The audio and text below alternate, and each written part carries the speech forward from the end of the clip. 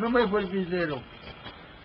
Într-un sat, nu departe de pustie, era un părinte pufnic acolo și venea din satul lui să-l viziteze. Și ei ziceau că în satul lor este alocutare un om rău. Și a întrebat pusnicul pe ăla care alocutare mai tot rău părinte, a zis el. Și el a zis, of, atât. Și atât. A treia zi a venit un înger rău și i-a spus, m-a trimis Dumnezeu să te întrebăm, că a murit omul ăla care voi să-l că e rău. Și te întrebăm de să-l duce în rai sau în iad, că voi l-ați judecat. Ăsta și-a dat seama.